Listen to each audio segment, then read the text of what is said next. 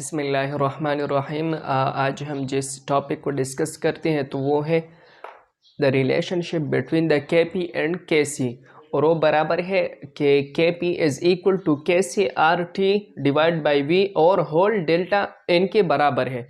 तो हम इसको फाइंड आउट करते हैं कि किस तरह इसके बराबर आते हैं। ठीक है, तो चलो स्टार्ट करते हैं। के P is equal to K C, the relationship between the के पी एंड के सी।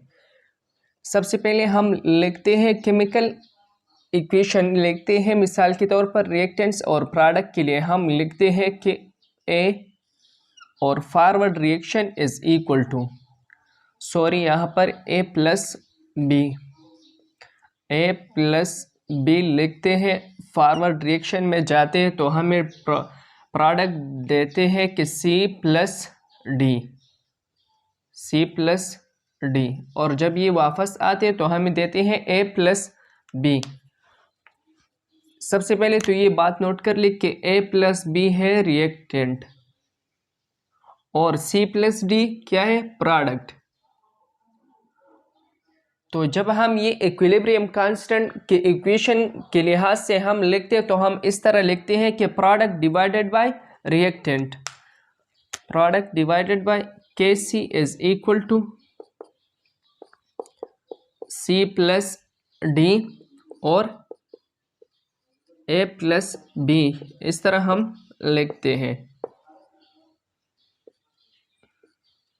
लेकिन अगर हम के एस मोल फ्रिक्शन के लिहाज से हम लिखते हैं in terms of mole fraction, तो फिर हम किस तरह लिखते हैं मोल फ्रिक्शन के टर्म्स में कि के एक्स इज इक्वल टू, तो हम क्या लिखते हैं, यहाँ पर हम एडिशन करते हैं एक्स के, तो X C is equal to whole C, X C whole C plus X D और होल डी लिखते हैं, और डिवाइडेड बाय क्या, divided by X A whole A लिखते हैं प्लस एक्स बी लिखते हैं और होल बी लिखते हैं। ठीक है, लेकिन मिसाल के तौर पर हमारे पास एक आइडियल गैस है और इसका कुछ पार्शियल प्रेशर भी है, तो पार्शियल प्रेशर मिसाल के तौर पर हमारे पास रिएक्टेंट ए के जो पार्शियल प्रेशर है तो P A is equal to X A, partial pressure is equal to the mole fraction of A is equal to P, partial pressure of A is equal to X A P के बराबर है मोल fraction of ए। ठीक है, तो इस equation को हम further यहाँ पर लिखते हैं इसके साथ। तो हम क्या करते हैं, अगर हम ये इक्वेशन लिखते हैं तो यहाँ पर हम एडिशन किस चीज़ की करते हैं, पी की एडिशन करते हैं। किस चीज़ की, पी।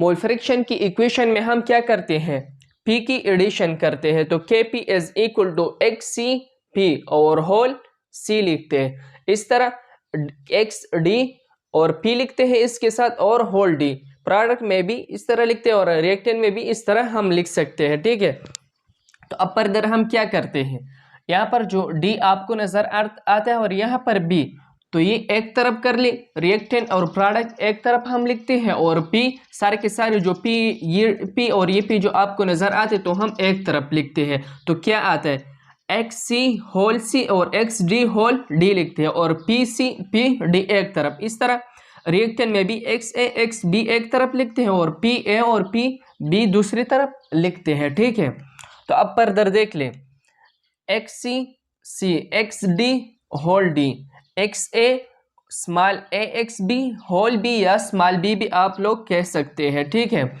और यहाँ पर सी प्लस डी हम लिखते हैं, मतलब ये तो प्रोडक्ट है ना, तो हमने शॉर्टकट क्या लिख दिया, इससे एक कॉमन लेके पी सी प्लस डी लिख दिया, और यहाँ से भी एक पी को कॉमन लेके ए प्लस बी हमने लिख दिया।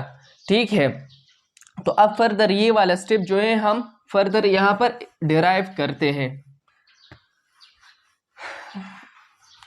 अगर वो पूछ ले मुझसे कि किस बात का गम है, तो फिर किस बात का गम है, अगर वो पूछ ले मुझसे तो K P is equal to यहाँ पर देख ले ये इक्वेशन तो सारे के सारी मोल फ्रैक्शन के बराबर है ना, ये वाला ये मोल फ्रैक्शन की बराबर है, इस इक्वेशन की बराबर है के एक्स के। तो हम शॉर्टकट क्या लिखते हैं, के एक्स लिख सकते हैं ना। तो यहाँ पर हम क्या लिखेंगे, के पी इज इक्वल टू के एक्स। यहाँ तक तो हो गया ना। अब बात किसकी रह गई, P C plus D divided by P A plus B के रह गई। अब ये लिखते हैं, देख लिए यहाँ पर P और C plus D divided by P A plus B। तो C प्लस डी और divided by A plus B, तो ये क्या है, प्रोडक्ट डिवाइडेड बाई रिएक्टेंट है ना, product divided by reactants, products divided by reactants. तो हम क्या करेंगे, C plus D divided by A plus B. तो इस तरह हम लिख सकते हैं ना, इन दोनों से एक P को कॉमन लेके, और C plus D divide by A plus B के लिए हम लिख सकते हैं डेल्टा N। क्या चीज, डेल्टा N। अब डेल्टा N क्या है, KP is equal to KXP delta N। Delta N ये हमने लिख दिया। डेल्टा N हमारे पास आ रहा है, एक्चुअली ये क्या है, the difference between the moles of the reactants and product. ये C plus D product divided by reactants, इन दोनों के जो मोल्स है ना, इनके डिफरेंस को हम शॉर्टकट लिख सकते हैं डेल्टा N के जरिए। अब देख ले यहाँ पर इस तरह हमारे पास एक आइडियल गैस के मोल्स भी होते हैं, नंबर ऑफ मोल्स, और इस तरह वॉल्यूम भी होता है ना, और पार्शियल प्रेशर भी होता है। तो इसको फाइंड आउट, इसके जरिए हम क्या कर सकते हैं कि PV is equal to nRT, ideal gas equation हम लिख सकते हैं ना। तो यहाँ पर देख ले, मिसाल के तौर पर ये नंबर ऑफ मोल्स हमारे पास बराबर है 1 के, 1 के बराबर है। तो 1 multiplied by RT is equal to RT आ गया ना, और PV is equal to RT। तो इन दोनों को दो तरफ से हम डिवीजन में लिख सकते हैं। तो VV कैंसिल हो गई, तो P is equal to RT V आ गया, ठीक है। तो हम यहाँ पर क्या लिखेंगे, ये वाला equation P is equal to RT और V। लेकिन यहाँ तक तो हमने लिख दिया था कि KP is equal to KX और P डेल्टा N। अब इस P की बजाय ये इक्वेशन लिख दे, इस P की बजाय ये इक्वेशन लिख दे, तो ये क्या आता है, RT डिवाइडेड बाई V और होल डेल्टा N। तो ये इक्वेशन बन गया, KP is equal to KX RTV divided by V और होल डेल्टा N। तो ये आ गया about the relationship between the KP and KC, partial pressure और मोल फ्रैक्शन।